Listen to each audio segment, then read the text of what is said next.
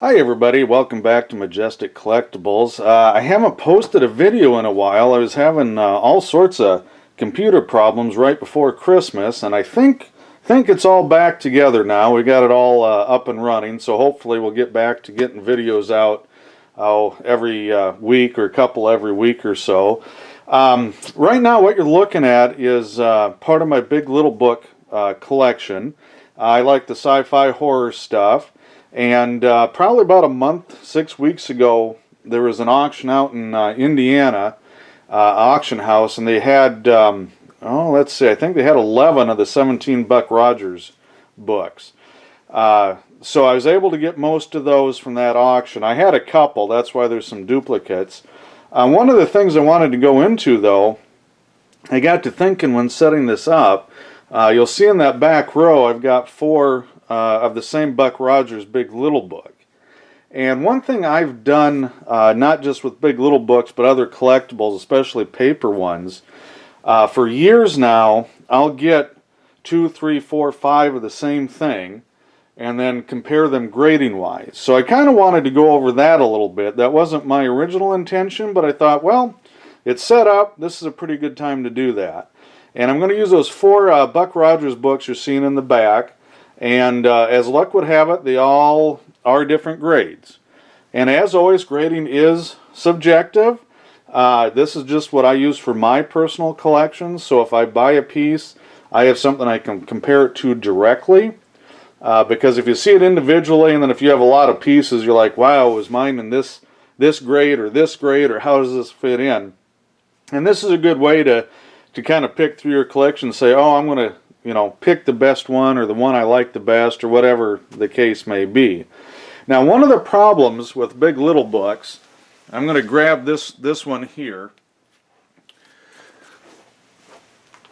So one of the problems with the Big Little Books is this spine, a lot of times from opening the cover, this will split and this whole spine paper will be loose or completely missing. That's very common. And you can see there's a lot of staining, a lot of fading, a lot of wear on the corners, but still very solid.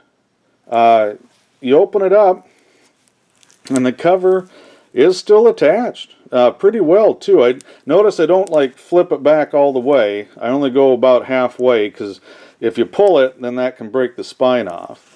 And something for the earlier Big Little Books that's a real problem is this blank page. A lot of times that's missing, falls out, torn out. I'm not sure, what happens to it, but a lot of times that's missing. Now, later books, Big Little Books, don't have a blank page. They have some writing on it, but this one does. It's an earlier one. And you can see right here, just judging, again, I'm not going to open it all the way. You can see there's some tanning on the paper. It's not brittle, so it's not flaking. So it's very readable. And this would actually be a fantastic reader copy because it is solid. It's not the best looking, so you don't have to worry about reading it. If it does get dropped or dinged a little, you're really not out a whole lot because it's already a little rough to begin with. And I'm going to grab the next book for comparison. So here's the first one. And here's the second one. I'll put them right beside each other. And this is what I do. You can kind of see, well, this one definitely has more staining, more wear, more chips on the cover. This one isn't a ton better. It's cleaner. You don't have the stains. But the edge wear along the top edge, pretty much the same. Spines, again, the one on the left has a lot more staining, so the spine is a lot better on this. But again, the wear points, and you'll see this, they tend to wear in the same spot. And let's look in here. I don't even know. Do we have the blank page? So here we do. There's the blank page. And here's the front page, frontispiece. And that was missing, I believe, on this one. Let me go double check here. See if this one had it. I don't think it did. Oop, and you hear that crack. That was a spine crack. Yep, no, it doesn't. So that is missing a page.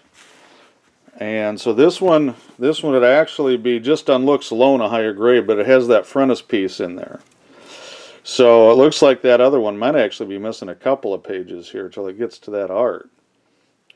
And that's a good thing when you compare one, especially if you've got a known good book. So I'm going to grab the third one. This is the second one. So there we go. There's the second one. And there's the third one. And you can see the one on the right still has some wear points, but again, the color is sharper on it. A cleaner book. Spine's a little bit better. Not massively better, but you can see on the bottom corners a lot less wear on the new book.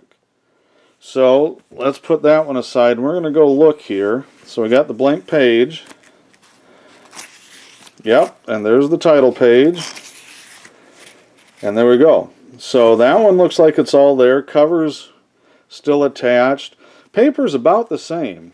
It still has some light tanning, which is not unusual on old paper. A die-hard, high-end collector is going to want one with white pages. And they are out there. They're out there. They're tough to find, but they do exist. And I'm going to grab the fourth one here, and we'll compare that one. So here's 3. And there we go. There's 4. And this was quite a bit better than the other one, but you can see the brilliant colors on this. So the colors on the last 4th book does have a little wear up there on the edge. Let's look at the spine. And again, you can still see brighter colors. Still wearing about the same place. Let's see what we got. We'll just look at the edge of the pages. So now there you go. I don't know if it's coming out, but this is tan and this is more of a cream. So there's less acid. So what causes that paper to turn brown is acid buildup in the paper. And eventually it literally just disintegrates. Kind of like the inside of a Butterfinger bar, just crumbles. When it gets too much acid, it gets very dark brown and very brittle. So this, to me, even with the damage up here, but has better eye appeal because the colors. But if you saw this book at a show, and you had this book at home, without putting them side by side, it's really tough to tell. And, that's not always a luxury that you have, but, if you do get multiple copies, and the other thing I do, I'll show you in a little bit. Let's see if this is complete. So, yeah, looks like we got the blank page and the front page. And, yeah, the pages aren't great, but they're cream. So, even if you have one that's not a Buck Rogers. So, I'm going to compare this to, say, I'm going to grab one of my Flash Gordons here. So, you can put it side by side, and you can still tell the color is probably just not quite as brilliant. A little more wear on the top corners. About the same on the spine. Actually, this one might have just a little less, but not much. But you can kind of compare. Even there, this has a little bit lighter pages on it. So that's something, you can use this as kind of your standard for grading on things. Is it as good as this? If it is, it goes in my collection. If it's not quite as good, well, then I'll look for something else, kind of thing. I'll sell this one or trade it off and try and get something better. So let's go with the Flash Gordon. I'm just curious. Yep, we got the blank page. Cover and spine are good. Yep, got the title page in there. I got the contents in there. So it looks like that one's fully complete. And big little books can be tough because some of the big little books had some blank pages, some didn't, and there were different printings of the books. So one version might have it and one version might not. Something that I really like, they're hard to get in any grade. This is a soft cover big little book, and they didn't make a ton of these. And usually when you get them, they're really rough. The corners are curled or bent. The spine's gone. This one actually is in really nice shape for a soft cover. And that's interesting. So you got the cocoa malt ad in there. You got your front page. And again, the pages aren't great. Probably light tan. Definitely not cream. Here again, you've got your cocoa malt ad in the back. And there's the back cover on that one. This one's a little harder to find than most of them, and most softcover books are like that. I'll put this back. I'm going to grab one more here. This is another paper, softcover, paperback BLB. And that's one of the main reasons that I went after this lot. I couldn't buy them individually, but they had the two soft covers in there, and I was missing those in my collection, and they're really hard to get. And you can see it looks like there's a, I don't know, it looks like the binding split, so that section of pages is probably going to come out if I mess with it, so I'm just going to put it back together.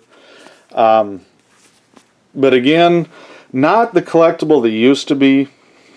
These things used to be just en fuego for years. Unfortunately, the generation that remembers them and really grew up with them is just not here anymore. Most of them have passed on. They're certainly past the point of collecting them, which is unfortunate. But that happens. You know, collectibles and collectors themselves do age out of things. But I really like the art and the style of the old sci-fi stuff. The sci-fi stuff really prior to, I would say prior to 1960, and then the horror stuff I like up to about, probably in the mid-70s, as far as the comics and magazines go. And Buck Rogers of the two, the Flash Gordon and Buck Rogers, Flash Gordon's always been a little favorite for me over the Buck stuff, mainly because of Alex Raymond art in a lot of the comic strips that came out on Sundays. Anyway, that's just kind of my quick down and dirty BLB grading and just showing you some of the books in my collection.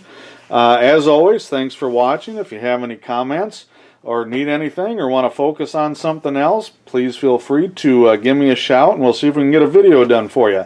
Thanks for watching.